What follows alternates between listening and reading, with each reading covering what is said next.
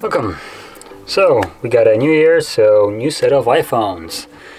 And as much as I would want to show you, well, all of them, I only got 3 out of 4. So I'm missing the standard 12, but we got a fairly decent lineup here. So starting off, this is the mini. Honestly, one of the probably more interesting, at least the one that interests me more. Then we got the 12 Pro and then 12 Pro Max. Now their naming scheme isn't necessarily anything original, adding more names to it just because I guess they run out of things to sell. But the phones itself are alright. Now they're still a little bit overpriced, I would say, but what they're packing is fairly good. So I just kind of get a look of how all of them look like. Now the one that I have right here are 2 gold versions and then one product red. So this is going to be the mini. So starting off, let's just kind of pop it up. So drop that aside. I did already unpack this one, so don't need to do that. And then we got the red one right over here.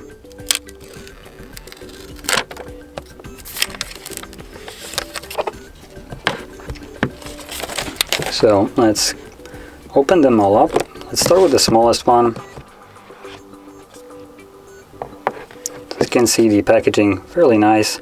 Now, as you can obviously get a look, these boxes are fairly thin, and that is because this is the iPhones that decided to not include a charger anymore, which you can see right over here. So yeah, if you got a charger, then good for you. If you don't have a charger, you only get a Type-C cable, which is even funnier because I don't think they actually included chargers with Type-C. So yeah, you get a cable that I think you might actually not be able to use, assuming you don't actually have a charger for it spot specifically, because they previously were including Type-A to Lightning. This is Type-C. Now, if you're using something like a Apple computer, you already got a, like I have a, as you can obviously see right over here, I do have a Type-C to Type-C power brick along with a charger, so I can utilize that. But to anybody else, that is a little bit of a bummer. Now, outside of a cable, as you can see right here, there's basically nothing else. You got just some pamphlets right here and just stickers. So yeah, that's all we get in the box. Fairly limiting. Then we obviously have the phone itself, so let's pop it off. And I'm gonna move that to the side. So this is the red one, as you can see. Now the back of it, again, kind of like the gold ones, is not very reddish. For something that's supposed to be red, this is almost approaching like a pink color almost. Now the sides of it are nice and red, as you can hopefully see, but the back is just kind of meh. So this is the first one. Then we got the another gold one. So this is the Pro, I believe. Yep, that's the Pro because it's already set up. So let's just set that to the side. And again, same content of the box. Nothing special in here, just a cable and paperwork. That's all we get. And then the biggest one out of them all, the 6.7-inch beast. Jeez, this looks like, almost like a power brick. This thing is huge, honestly. Holy. So again, let's pop it off. And again, nothing extra in here. A little bit of a shame, considering this is their most expensive phone.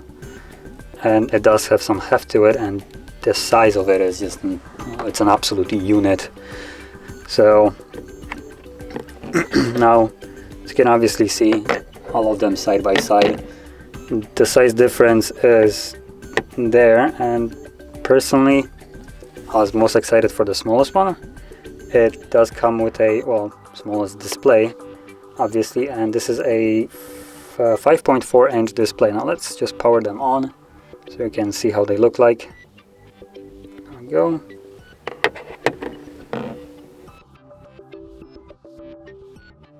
Okay, so this one is on, this one is also on. This is the only one that I actually did set up. If I can actually, let's try that again. Complicated code. So obviously all of them have one of the better displays. And like I said before, this is the smallest one. It comes at 5.4 inches, so this is one of the actual smallest devices and probably most powerful tiny little phones that were released in 2020. And I really like the size of this. It does kind of feel like a toy almost, considering just phones from like a year ago. Like this is a Mate, fairly beat up Mate 20 Pro, and this thing, my phone dwarfs it. And I was considering this to be a average device, average size one. So you can see this is super tiny, and honestly I really like it. It does feel really nice in hand. Now I did hear people complain about the phones being a little bit on a boxy side, with this kind of like industrial almost look, with this bezels being just straight up angular, super boxy. Some people said that they prefer the iPhone X aesthetic with the rounded edges instead of these. Personally, I really like the iPhone 5 aesthetics, and this is basically that. Minus the chin and the forehead that they had, although we do still have a bezel, as you can see, at the top, or notch. Other than that, the phone looks really nice. Now, I'm not sure if I really want to go through the setup right here. Kind of want to get this one. So this, obviously you can see, just comparing it again to something a little bit normal size. Now, in terms of a height, it is, a little bit taller, not by much, but when it comes down to width of it, you can see that it's just kind of absolutely bigger than this. And because of the design of it, it does feel like, like a actual brick almost. I can't really imagine having that in my pocket, to be honest, because this is just huge. So let's just quickly go through the setup, continue. I'm gonna quickly connect to Wi-Fi.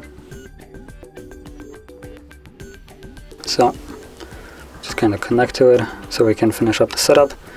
So obviously, just comparing the smallest one to the biggest one, this is a significant size difference, as you can see.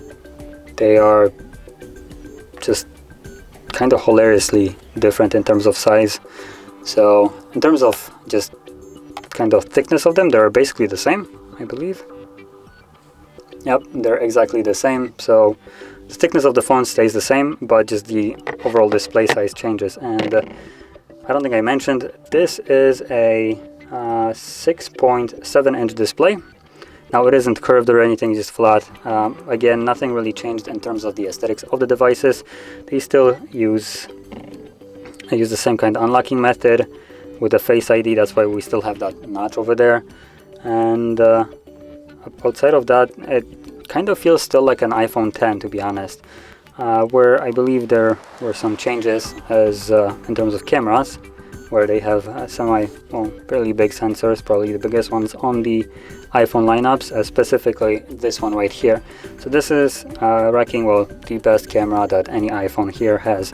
Even though on paper, if you get a quick glance, technically these two have the same cameras, but this one just has a bigger range in terms of like photos.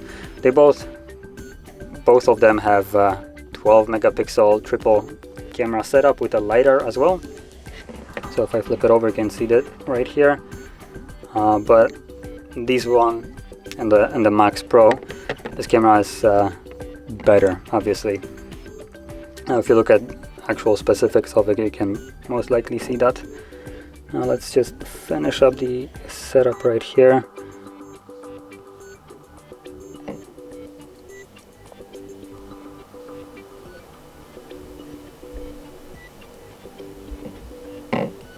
Just kind of trying to get this quickly done, and there we go. So now you can see how it looks like on the biggest one.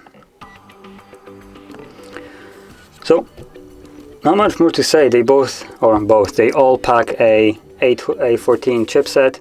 I believe they all have 6 GB of RAM, and actually no, the smallest one has a 4 GB, and battery is substantially bigger on the biggest one comparing to the smallest one. Now the smallest one, the Mini, packs a 2227 milliamp hour battery, while the biggest one has a whopping jump of 3687 milliamp hour battery. So as you can see, it is just significantly bigger.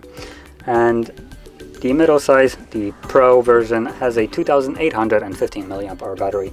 Now they, as I mentioned before, they all do not include a charger, so a little bit of a bummer right there. And they, I believe, all have HE charging, but I might be wrong. I do have a wireless charger, so we will see that in a second. But they do charge at a speed of, at least the HE charging, 12 watts. So I believe the smallest one is 12 watts. Then the Pro is 15, and the Pro Max is, I believe, also 15. Yep, so they're all 15. Now, let me just quickly grab the wireless charger if I can actually pull the cable far enough. There it is, nice and white. So let's just slap it on here. There we go. So it is charging. Let's just drop another one. Again, charging. And let's see. Obviously, this one will be most certainly charging as well. So all of them have a wireless charging. Obviously, the Mini, like I said, has the slowest wireless charging out of them all. But it's still nice that they included it in such a small, tiny little phone. This thing is like really small. And outside of that, the actual wired charging charges at 20 watts on the biggest one, the Pro Max, and basically persists over to all the other versions. So all of them have 20 watts charging. Now it's a shame that we didn't actually get a charger with it. So yeah, but outside of that, there's not much more to say. Aesthetic wise, like you've seen, the colors are a little bit washed out in my opinion. As you can see, this is gold, which on the camera right here, I think it almost looks like white. At least the table right here is white, and it has really little to differentiate itself. And the sides of it are a little bit more vibrant. If we can actually get an angle right here so you can see it, this is actually like really goldish. But the red one, the back kind of resembles more of a pink almost, and the sides are actually red. So, not much more to say. Typical iPhones, and yeah. So, if you found this video helpful or in any way enjoyable, don't forget to hit that like button, subscribe, and thanks for watching.